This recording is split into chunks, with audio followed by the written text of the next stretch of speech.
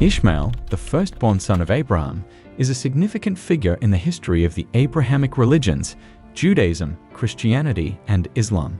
His life and lineage are traced through the sacred texts of these faiths, primarily the Hebrew Bible, Old Testament, for Jews and Christians, and the Quran for Muslims. This essay explores the life and significance of Ishmael in the context of these three major monotheistic religions, shedding light on his birth, upbringing, relationship with his father Abraham, and the role he plays in the religious narratives of Judaism, Christianity, and Islam. Ishmael's birth and early life. The story of Ishmael begins in the book of Genesis, the first book of the Hebrew Bible and the Christian Old Testament. Ishmael's mother was Hagar, an Egyptian maidservant in the household of Abraham and his wife Sarah. At the time, Sarah was barren and unable to bear children, which was a source of great distress for her.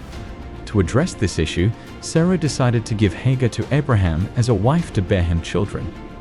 Hagar conceives and gives birth to Ishmael, becoming the mother of Abraham's firstborn son.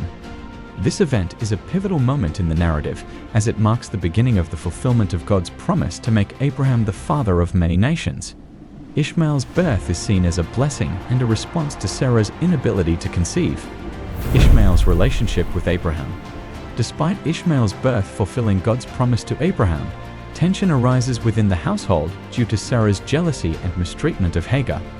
Eventually, Sarah convinces Abraham to send Hagar and Ishmael away, fearing that Ishmael might pose a threat to her own son, Isaac, who was born to Sarah in her old age. Although reluctant, Abraham agrees to send Hagar and Ishmael into the wilderness.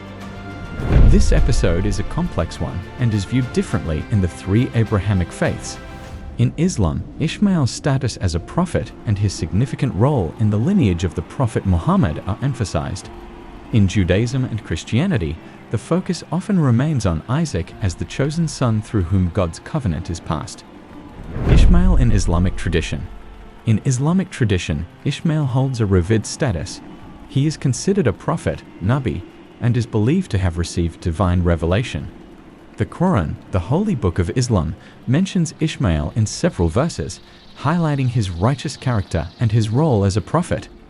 Muslims believe that Ishmael and his father Abraham were instrumental in rebuilding the Kaaba, the sacred structure in Mecca that plays a central role in Islamic pilgrimage, Hajj. The Quranic narrative also differs from the Bible regarding the expulsion of Hagar and Ishmael. In the Islamic version, it is portrayed as a divinely ordained event, with God providing for Hagar and Ishmael in the barren desert by causing a well of water, known as Zamzam, to spring forth miraculously. This act of divine providence is commemorated during the Hajj pilgrimage, where Muslims drink from the Zamzam well. Ishmael in Jewish and Christian tradition.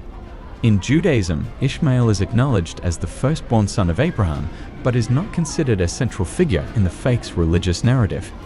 Instead, the focus is primarily on Isaac, who is seen as the chosen son through whom the covenant with God is established.